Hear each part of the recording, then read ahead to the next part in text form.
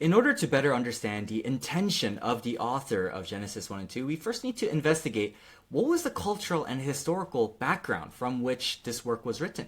What was going on? What did people believe when Genesis was written? What was the culture that Genesis was speaking into?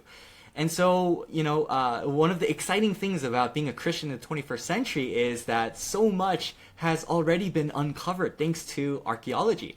And one of the things that we're discovering is that there were many ancient Near Eastern creation narratives that circulated at the time of Genesis.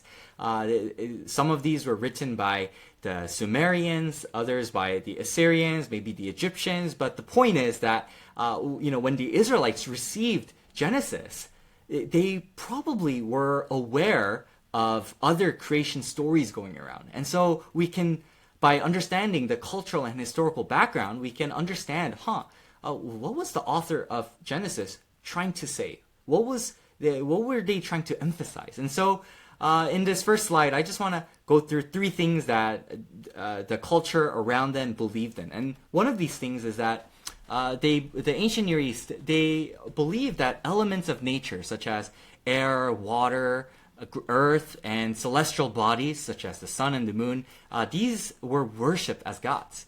They lived in a polytheistic environment. And another thing that we see is that the gods created humans, but they created them for a very different reason than the one that we understand. The gods created humans so that humans can feed the gods.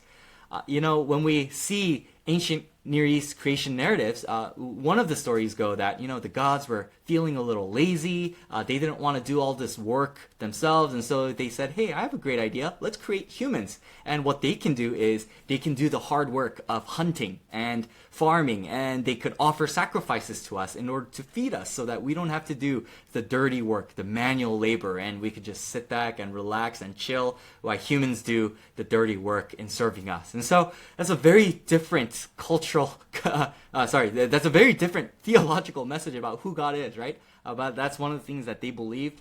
Another one is they believed that kings were often worshipped as images of gods.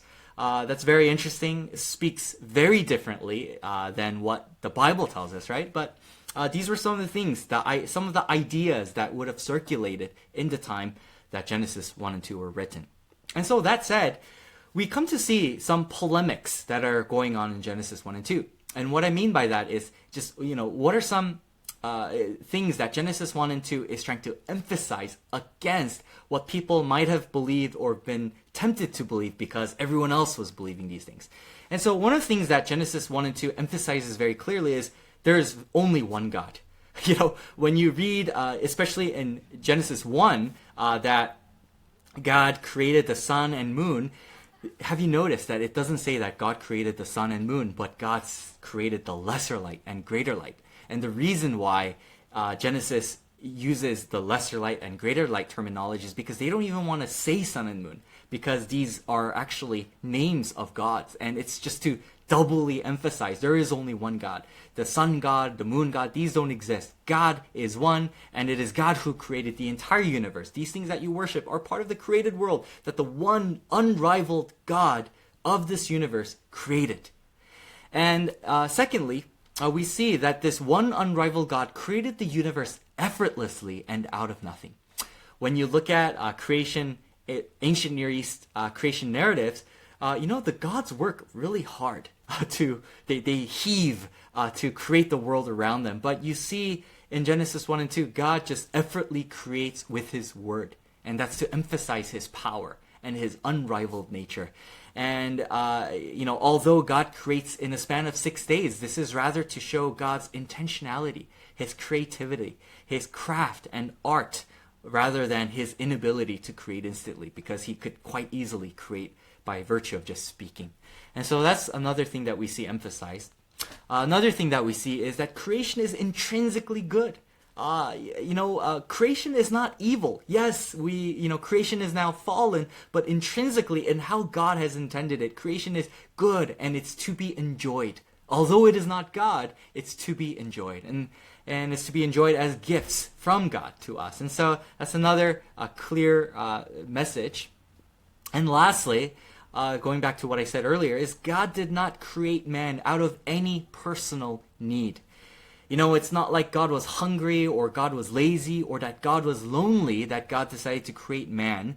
But God created man selflessly out of a pure heart that desired to bless man.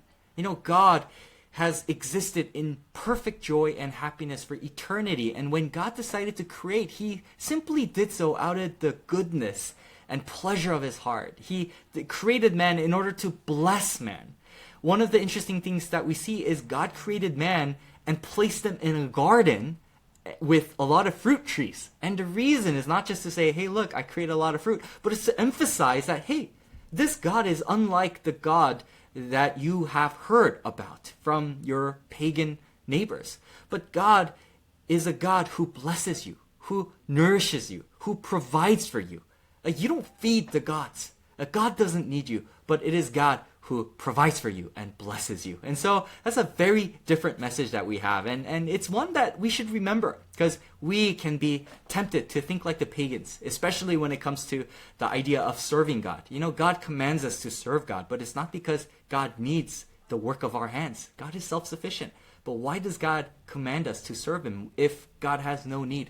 Is it because he's insecure and needs a lot of servants? Absolutely not. God is perfectly blessed, but he has a very different intention and purpose in mind. And so these are good things to keep in mind as we continue our studies, as Genesis 1 and 2 is trying to speak against a particular culture.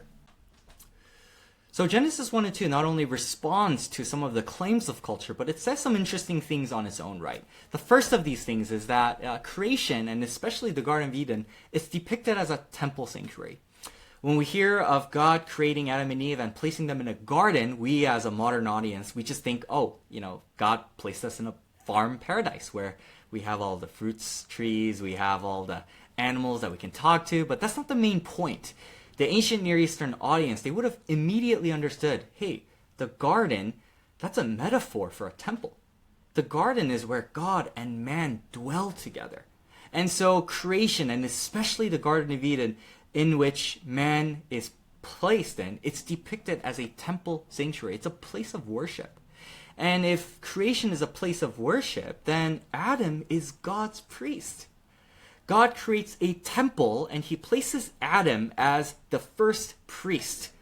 And Adam is given the call to expand the sanctuary. When you look at the tasks that God gives to Adam, God says, work and keep the garden. And these two verbs, when you put it together, it almost always refers to temple duties, as they were called to maintain and cultivate the temple space. And so Adam is the first priest, and when God gives Adam the image of God, the command to be fruitful and multiply, what is God trying to say? He's saying, hey, expand the temple. Presumably, when God tells Adam and Eve to procreate, to have children, these images of God, as they multiply, they would go out and they would expand this garden to the ends of the earth. And so that's the idea God had in mind for all of humanity, to be a priest, to expand this temple sanctuary to the ends of the earth. And lastly, we see that creation and man especially, these things, they exist to worship and glorify God.